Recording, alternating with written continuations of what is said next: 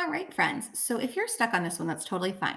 So for perimeter, we know that when you add up all four sides, that's how you get perimeter. So this side plus this side plus this side plus this side, we have to be 80 feet.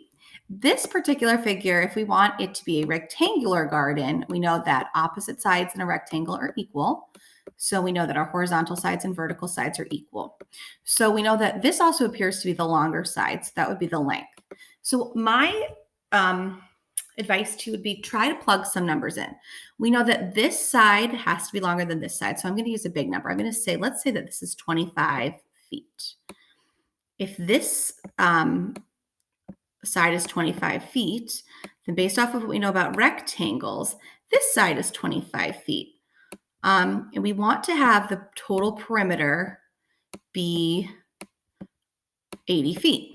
So when I have 25 and 25, I add that together and I get 50 feet. So I'm not quite at 80 yet. That means this side and this side have got to fill up the rest of that space. So I know that I've added those longer sides. Now I know that total perimeter has to be 80 feet. So let's find the difference between what we need to have as a perimeter, which is 80 feet, which is the bigger number, and what we already have. So we've got 80 feet here, and I'm going to subtract 50, and that's going to tell me how many feet I have left to play with for my other two sides. When I subtract 50 from 80, I get 30. Now, boys and girls, you want to be careful because 30 is the total number. I can't make both of these sides 30. I have to split this 30 equally for this side and this side. Splitting something equally means dividing. So now I'm going to take this 30 and I'm going to divide it by 2. Why would I divide it by 2? Well, I have two sides, and these tick marks tell me, and what I know about rectangles, these are equal sides. So I'm splitting it into two equal groups to find what the total measure is going to be. When I do 30 divided by 2, I get 15.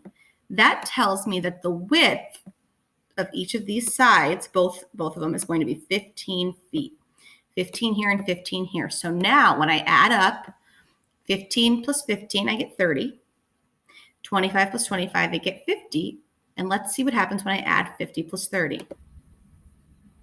So now I have my 50 feet, which is my length, the two longer sides, plus my 30 feet is how many feet total. When I add 50 and 30, I should get 80 feet. So that is one way that I can make a perimeter of 80 feet. Now I'm going to fill in the length. What was the length? Well, the length is 25 feet. And I have two sides that are length, but I'm only going to write in 25 once. And the width I was able to find out was 15 feet. Boys and girls, it's a little more challenging when you have to make it up yourself, but I'd like if you could find at least one way that's different than the way I came up with so that your figure can have an area, or not an area, a perimeter of 80 feet. Get creative. You could have a square, you could have a rectangle. Either thing is fine.